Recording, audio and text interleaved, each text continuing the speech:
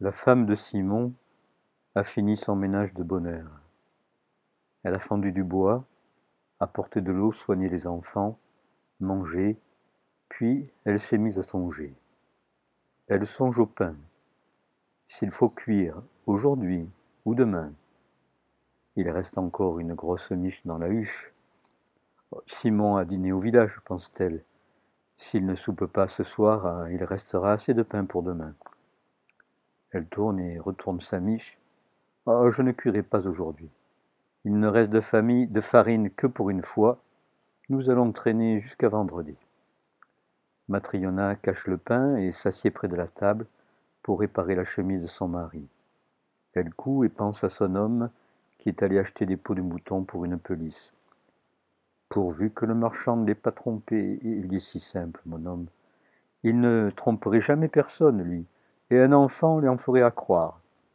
8 roubles, c'est une somme, on peut acheter une bonne pelisse avec cela. Simple, bien sûr, mais une pelisse tout de même. Ah, l'hiver dernier était si dur, sans pelisse. Impossible d'aller à la rivière, ou d'ailleurs. Ainsi il est parti avec tout sur son dos, et moi je n'ai rien à me mettre. Quel temps il met! Il devrait être de retour. Ne s'est-il point arrêté au cabaret, mon homme? À peine Matryona a-t-elle pensé cela, que les marches du perron craquent et que quelqu'un entre. Elle laisse son ouvrage et passe dans le vestibule. Elle voit entrer 2 hommes, Simon et un autre paysan, tête nue, chaussé de bottes de feutre. À son haleine, Matryona s'aperçoit tout de suite que Simon a bu. J'en étais sûre, se dit-elle, il a bu. En le voyant sans cafetan, les mains vides, silencieux, gêné, le cœur manque à la pauvre femme. Il a bu l'argent, il est allé au cabaret avec quelques galopins et il l'amène ici. Matryona les laisse pénétrer dans l'isba et les suivit en silence. Elle vit l'étranger, jeune, maigre, vêtu de leur cafetan, sans chemise sous le cafetan et sans bonnet. Une fois rentré, il resta immobile, les yeux baissés. Matryona pensa: ah, c'est un mauvais garnement, il a peur. Les sourcils foncés, elle alla vers le poêle, attendant les événements. Simon ôta son bonnet et s'assit sur le banc, l'air bon enfant. Eh bien, Matryona, nous donneras-tu à souper? Dit-il. Matryona bougonnait entre ses dents. Elle s'arrêta près du poêle, immobile, regardant tantôt l'un, tantôt l'autre en hochant la tête. Simon, voyant sa femme furieuse, mais qu'y faire, prit un air indifférent et saisissant la main de l'étranger. Assieds-toi, frère, dit-il, et soupons. L'autre s'assied sur le banc. Eh bien, n'as-tu pas cuit ce soir? La colère gagne Matryona. J'ai cuit, mais pas pour toi. Tu as bu à perdre la raison. Il part pour acheter une pelisse et revient sans cafetan. Et il amène encore avec lui un vagabond, tout nu. Et je n'ai pas de souper pour des ivrognes comme vous. Assez, Matryona. Inutile de tourner ta langue pour ne dire que des bêtises. Tu ferais mieux de me demander d'abord quel est cet homme. Commence par dire ce que tu as fait de l'argent, reprit la femme. Simon porta la main à sa poche et en retira les roubles. Voilà l'argent. Trifonov n'a pas payé, il a promis pour demain. La colère reprend Matryona de plus belle. Pas de pelisse, l'unique cafetan mis sur le dos d'un vagabond tout nu, et que pour comble il a ramené avec lui. Elle prend l'argent et va le serrer en disant: je n'ai pas de souper, on ne peut pas nourrir tous les ivrognes nus. Allons, Matryona, tiens ta langue et écoute ce qu'on va te dire. Moi, écouter les sottises d'un imbécile qui a bu, ah, comme j'avais raison de ne pas vouloir t'épouser, ivrogne. Ma mère m'avait donné de la toile, tu l'as bu, tu t'en vas pour acheter une pelisse, et tu l'as bu. Simon essaie bien, mais en vain, d'expliquer qu'il n'a dépensé au cabaret que 20 kopeks, qu'il veut dire à sa femme comment il a trouvé l'homme, mais Matryona ne le laisse pas placer un mot. Elle en dit 2 pour 1, et lui lance à la tête ce qui s'est passé il y a 10 ans. Elle parle, puis saisissant Simon par la manche: rends-moi ma jaquette, je n'ai que celle-là, tu me l'as prise, tu l'as sur le dos, chien mal peigné, que le diable t'emporte. Simon veut ôter la jaquette, la femme tire, les coutures claquent, craquent, éclatent. Enfin, Matryona tient à main la jaquette. Elle se la met sur la tête et se dirige vers la porte. Elle voulait s'en aller, mais soudain elle s'arrête, prise de rage. Elle voudrait se décharger sur quelqu'un, et en même temps, elle est curieuse de savoir quel est cet homme. Debout sur le seuil, Matryona dit « Si c'était un honnête homme, il ne serait pas tout nu. Regarde, il n'a même pas de chemise. Si tu avais fait quelque chose de bon, tu m'aurais dit d'où tu as ramené cet élégant. Mais je te le dis, je passais près de la chapelle et je trouve ce garçon tout nu, presque gelé. Nous ne sommes plus en été. C'est Dieu qui m'a guidé vers lui. Il serait mort cette nuit. Que faire? Il y a des choses qui arrivent. Je l'ai relevé, je l'ai vêtu, je l'ai amené ici. Apaise ton cœur. C'est un péché, Matryona. Nous mourrons un jour. » Matryona voulut répliquer, mais elle jeta les yeux sur l'étranger et se tut. Assis sur le banc, il se tenait immobile, les mains croisées sur ses genoux, la tête penchée sur sa poitrine. Il suffoquait comme si quelque chose l'étouffait. Matryona se tut. Simon lui dit « Matryona, n'as-tu plus Dieu dans ton cœur ?» À ces paroles, Matryona considéra de nouveau l'étranger et son cœur se fondit. Quittant le seuil, elle alla vers le poêle pour préparer le souper, posa l'écuelle sur la table, versa le gzwa et apporta le dernier pain avec un goûter et des cuillères. « Allons, mangez, dit-elle. » Simon poussa l'homme vers la table. « Approche, jeune homme, dit-il. » Il coupa du pain, le trempa, et tous deux se mirent à manger. Matryona s'assit au coin de la table, et, le menton appuyé sur ses poings, regarda l'étranger. Elle fut prise d'une grande pitié, et se mit à son tour à l'aimer. Aussitôt, l'étranger devint plus gai, et relevant la tête, il sourit à Matryona. Le souper fini, celle-ci rangea la vaisselle et dit « D'où viens-tu ? » ?»« Je ne suis pas d'ici. »« Comment t'es-tu trouvé là ? » ?»« Je ne puis le dire. »« Qui t'a dépouillé ? » ?»« C'est Dieu qui m'a puni. »« Et c'est pour cela que tu restais tout nu ? » ?»« Oui, je restais ainsi, tout nu. Je gelais. Simon m'a vu, il a eu pitié de moi. Il m'a mis son cafetan, m'a dit de le suivre.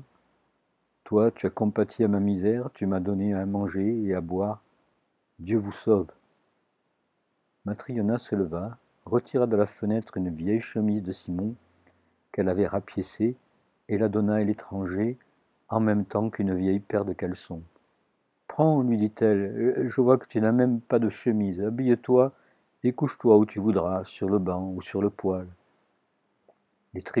L'étranger retira le cafetan, mit la chemise et le caleçon et s'étendit sur le banc. Matryona éteignit la chandelle, ramassant le cafetan et grimpa sur le poêle à côté de son mari. Elle se coucha en se couvrant d'un bout du cafetan.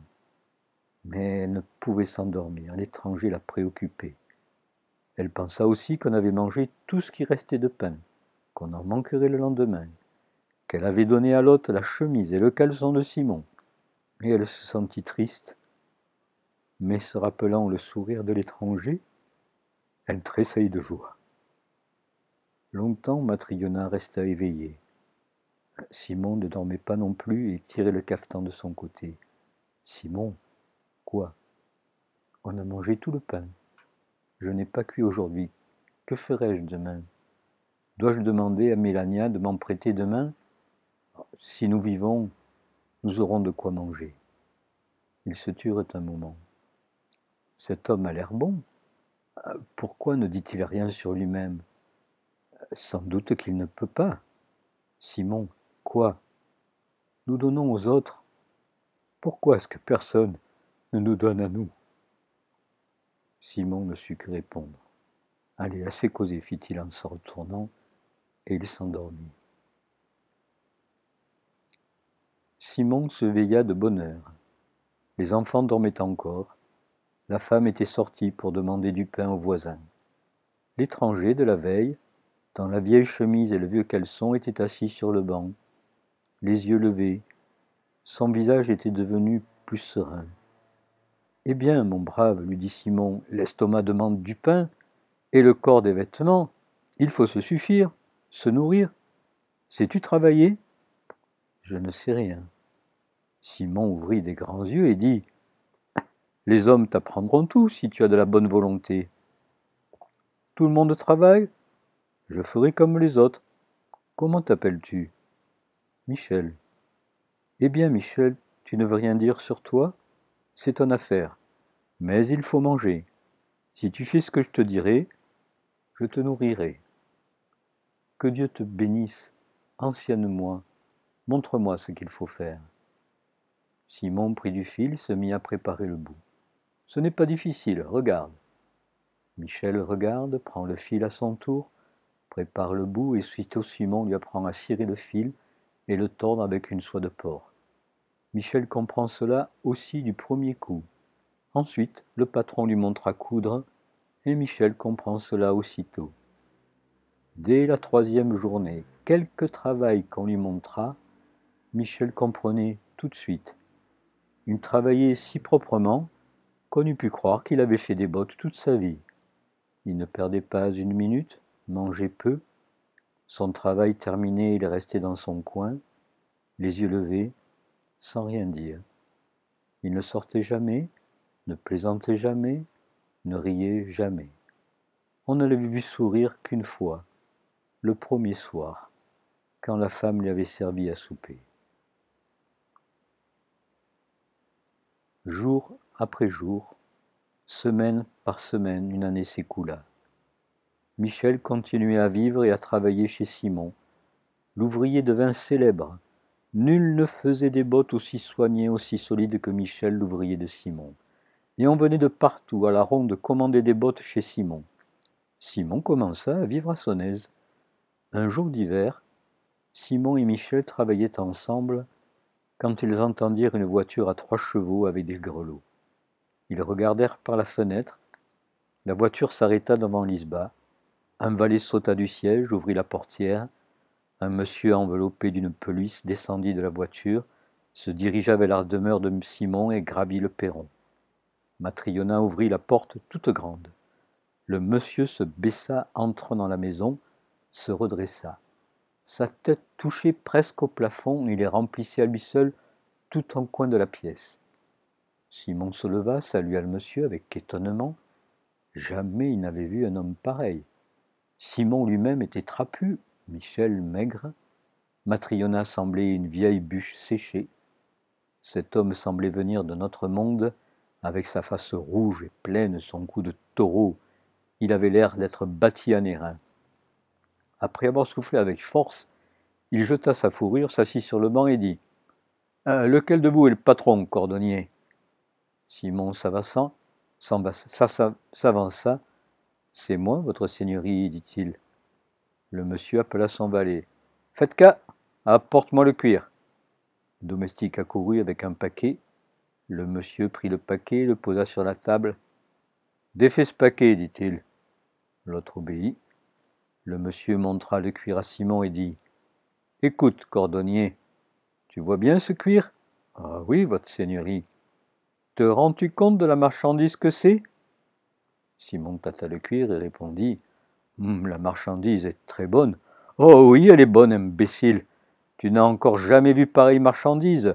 C'est du cuir d'Allemagne, entends-tu ? Il vaut 20 roubles, ce cuir. » Simon, intimidé, répond : « Où pourrions-nous voir tout cela, nous autres ? » ?»« Sans doute. Peux-tu me faire des bottes avec ce cuir ? » ?»« Certainement, votre seigneurie. » Le monsieur s'écria : « Certainement ? Comprends bien pour qui tu vas travailler et avec quelle marchandise. Fais-moi des bottes qui puissent durer 1 an, que je puisse porter 1 an, sans les tourner ni les déchirer. Si tu peux le faire, alors prends ce cuir et taille, sinon, refuse. Je te préviens, si les bottes se déchirent avant 1 an, je te fourre en prison, et si elles durent 1 an, tu auras 10 roubles. Simon, effrayé, hésite, il ne sait que répondre. Il regarde Michel, pousse du coude et lui chuchote. Faut-il accepter? Prends le travail, fait Michel. Simon écoute Michel, accepte et s'engage à livrer des bottes qui ne tourneraient pas, ne se déchireraient pas de toute une année. Le monsieur appela le valet, lui ordonna de lui déchausser le pied, tendit son pied et dit à Simon, eh bien, prends les mesures. Simon prit un papier de Div Verroc, le plia en banc, se mit à genoux, essuya ses mains à son tablier pour ne pas salir la chaussette du monsieur, et se mit à prendre mesure. Simon prend la mesure de la semelle, du coup de pied, et se mit à mesurer le mollet. Mais le papier n'en peut faire le tour, le mollet est gros comme une poutre. Prends garde, ne fais pas trop étroit au mollet. Simon ajoute du papier. Le monsieur, assis, agite ses doigts de pied dans la chaussette, regarde les gens qui sont là. Il aperçut Michel. Quel est celui-ci demanda-t-il. Mais c'est mon ouvrier, celui qui fera les bottes, répondit Simon. Attention, dit le monsieur s'adressant à Michel, il faut qu'elle me dure 1 an. Simon lève les yeux sur Michel et s'aperçoit qu'il ne regarde même pas le monsieur. Il regarde au-dessus et au-delà de lui, comme s'il voyait quelqu'un. Il regarde, et tout à coup, il sourit avec sérénité. Pourquoi ris-tu, imbécile? Veille plutôt à ce que mes bottes soient prêtes à temps. Michel répondit. Vos bottes seront prêtes au moment voulu. C'est bien. Le monsieur se rechaussa, s'enveloppa de sa pelisse et se dirigea vers la porte. Mais ayant oublié de se baisser, il se cogna le front contre la solive. Il se mit à jurer, se frotta la tête, puis remontant dans sa voiture et partit. Une fois le monsieur parti, Simon dit « Pouf, en voilà un qui est fort comme un roc. Il a rompu la solive et il s'en moque. » Matryona opina avec la vie qu'il mène. Comment ne serait-il pas un bel homme, coulé en airain comme il est? La mort ne le prendra pas de sitôt. Simon s'adressa à Michel. Nous avons accepté cette commande, pourvu qu'elle ne nous cause aucun ennui. Le cuir est cher, le seigneur est violent, pourvu que nous ne trompions pas. Tu as de meilleurs yeux, ta main est plus sûre, tiens. Voici les mesures, taille-moi ce cuir, je ferai les coutures. Michel obéit, il prit le cuir, le déroula sur l'établi, le plia en deux, saisit son tranché, et se mit à tailler. Matryona s'approche, regarde le travail de Michel, et s'étonne de ce qu'il fait. Habituée au métier, elle voit que Michel taille non des bottes, mais des sandales. Elle voulut parler, mais pensa, je n'aurais sans doute pas compris quel genre de chaussures il faut au Seigneur. Michel sait mieux que moi ce qu'il fait, je ne m'en mêle pas. Michel a taillé les chaussures, il prend les morceaux et se met à coudre, non des deux côtés, mais d'un seul, comme pour des sandales. Matryona s'en étonne, mais elle ne veut pas s'en mêler, et Michel continue de coudre. L'heure du repas est venue. Simon quitte sa besogne et voit que Michel a fait avec le cuir des sandales au lieu de bottes. Simon pousse un « Ah !» et pense comment Michel, qui durant toute une année ne s'est jamais trompé. Quel malheur il vient de faire maintenant! La marchandise est perdue. Que vais-je dire au Seigneur? Où trouver pareille marchandise? Et il dit à Michel, mais qu'as-tu fait, mon ami? Tu m'as perdu. Le Seigneur m'a commandé des bottes, et toi, qu'as-tu fait? Au même instant, on frappe un grand coup à la porte. On regarde par la fenêtre, on voit quelqu'un qui attache son cheval à l'anneau de la porte. On ouvre. Le domestique du monsieur entre. Bonsoir, patron. Bonsoir. Que nous veux-tu? Madame m'envoie pour les bottes. Les bottes? Quoi? Oui. Monsieur n'a plus besoin de bottes. Il est mort. Comment? Il n'est même pas rentré vivant. Il est mort, dans la voiture. Nous arrivons, j'ouvre, et je le vois couché au fond, tout raide. C'est à grand-peine qu'on a pu le retirer. Madame m'a envoyé chez vous en disant « Va dire au cordonnier de faire des sandales pour un mort au lieu des bottes que ton maître est allé commander en laissant du cuir. Qu'il se presse, attends, et rapporte les sandales. Et voilà pourquoi je suis ici. » Michel prit les sandales et ce qui restait du cuir, roula le tout proprement et remit le paquet au domestique qui attendait. Adieu la compagnie, portez-vous bien.